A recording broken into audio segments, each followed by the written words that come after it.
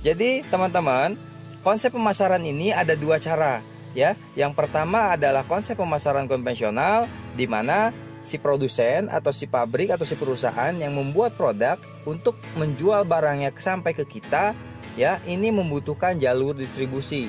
Mulai dari jalur tunggal, kemudian misalkan ini distributor tunggal ya seluruh Indonesia, kemudian sampai ke wilayah misalkan provinsi gitu kan ya. Kemudian sampai daerah, sampai kota, sampai grosir, sampai hingga warung eceran, hingga sampai nanti beli sama kita. Nah, jalur distribusi ini ada kenaikan harga setiap tempatnya. Misalkan dari jalur tunggal nih, ketika sampai ke wilayah ini harganya akan naik karena jalur distribusi tunggal ini otomatis juga ngambil selisih harga, keuntungan kan. Dari wilayah ke daerah juga sama, dia akan menaikkan harga untuk profit dia gitu. Kemudian sampai ke kota juga sama, sampai ke grosir juga sama, hingga sampai ke warung juga sama. Dari warung ini harganya akan lebih naik lagi, hingga ketika kita beli harganya jauh sekali dibanding kalau kita beli ke perusahaan. Itu jelas, wajar kan? Ya kan? Nah, tapi perusahaan tidak hanya perlu jalur distribusi, perusahaan juga perlu media promosi. Perusahaan akan sewa media elektronik, media cetak, kemudian artis, bintang iklan, segala dan lain-lain gitu ya, untuk mempromosikan produk dia. Nah, lalu biaya yang dibutuhkan untuk jalur distribusi dan promosi itu sekitar 60%, sehingga kalau misalkan dari perusahaan harganya 400.000 sampai ke kita itu harganya 1 juta rupiah, karena ada biaya distribusi dan promosi yang memakan biaya 60%. Ini besar sekali ya kan. Dari 400.000 menjadi 1 juta, lebih dari harga modal perusahaan buatnya. Nah, masyarakat menganggapnya ini wajar karena memang setiap wilayah perlu ada kenaikan harga. Nah, sekarang konsep pemasaran yang kedua adalah PLBS, penjualan langsung berjenjang syariah. Ini yang digunakan Eco-Racing untuk memasarkan produknya ya, atau biasa disebut dengan network marketing atau MLM. Nah, masyarakat banyak keliru tentang MLM. Masyarakat anggap bahwa MLM itu adalah semuanya money game. Masyarakat anggap MLM itu adalah menguntungkan yang di atas. Masyarakat anggap MLM itu adalah tipu-tipu gitu. Padahal ini adalah konsep pemasaran, salah satu konsep pemasaran gitu yang bisa dipilih oleh perusahaan manapun gitu.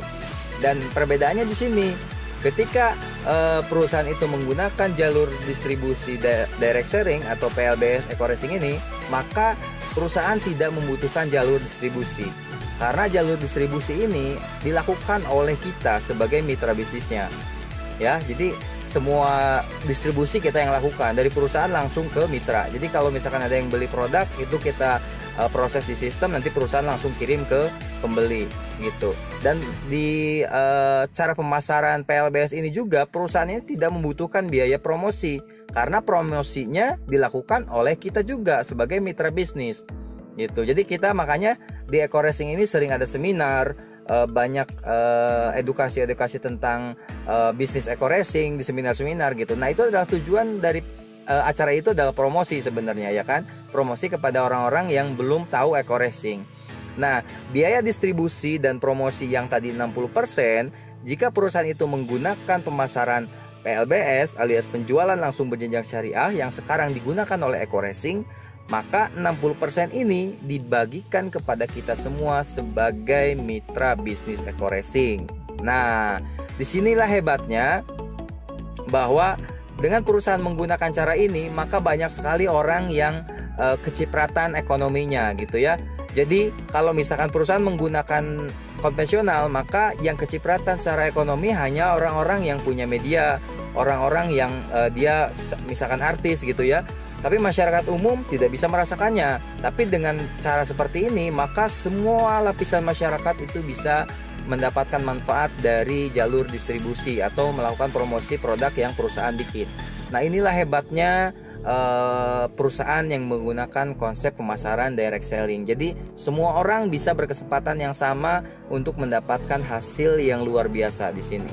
Nah, itulah perbedaannya kenapa Eco-Racing tidak diiklankan. Karena kalau diiklankan berarti perusahaan tidak butuh kita lagi sebagai mitra bisnis, karena perusahaan pasti akan membayar artis, akan membayar media untuk mempromosikan produknya. Tapi di sini perusahaan menggunakan kita untuk mempromosikan produknya, sehingga biaya yang dikeluarkan untuk bayar artis dan media, maka biaya itu adalah dialihkan kepada kita semua melalui komisi dan reward yang luar biasa.